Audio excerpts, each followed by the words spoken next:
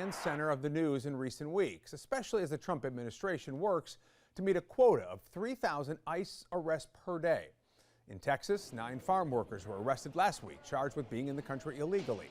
The White House has given mixed messages regarding the targeting of, quote, the worst criminals versus farm workers and community members.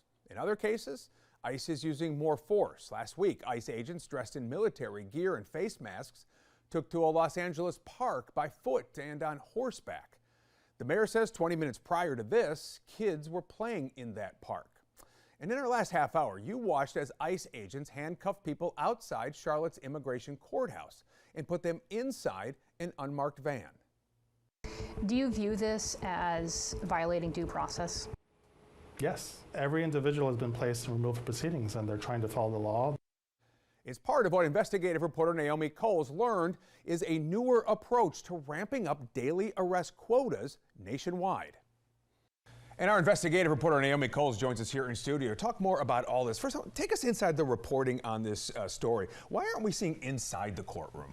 So cameras are not allowed inside immigration courthouse, or for that matter, any federal courthouse. So after I sat outside and watched these arrests happen, the next day I went back without a camera, just with a notepad and a pencil, and I sat through about 2.5 hours of these hearings happening inside on the 4th floor. And one thing that really stood out to me is that of the dozens of people who had hearings, again, this is a very backlogged courthouse, not many people had attorneys. It was maybe half to half, 50%, 50%.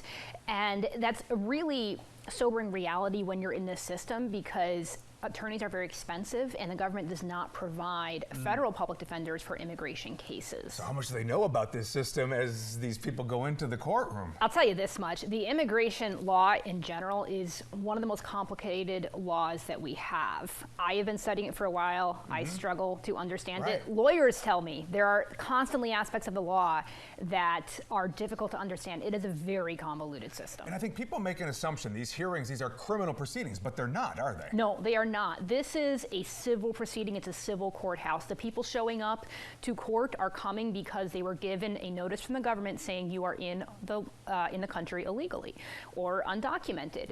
Now, when that happens, there is a civil process the government must follow before deporting a person.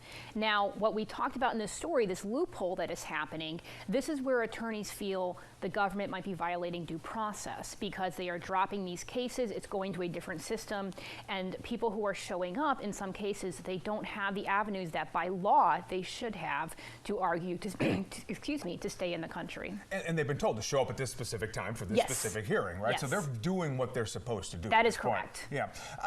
We get this data, right? We hear that ICE is picking up hardened criminals, people accused of very serious crimes. There's some data on that. What do we know about that? What do we know about North Carolina? So in North Carolina specifically, I crunched the numbers. Many arrests broadly. Now, I'm not talking now about immigration courthouse arrests. I'm talking about across all areas. Okay. Many of those arrests are involving people who are either charged or convicted of crimes. Now, important, charge does not mean you have a conviction. It's just a charge. Nationally, the data shows that only 8% are convicted of violent crimes. And in a lot of cases that I'm seeing based on the data, the other crimes that the government is saying, well, we're picking up criminals, we're talking about DUIs, speeding, fairly low-level crimes like that. Important reporting you're doing, because as you point out, it's complicated for any of us to understand. So for us to kind of pull that curtain back and get a better understanding of what is going on is really helpful. Thank you. Naomi, appreciate you coming by and walking us through it. You can read all of Naomi's reporting on this, by the way. Just head to our website, WBTV.com.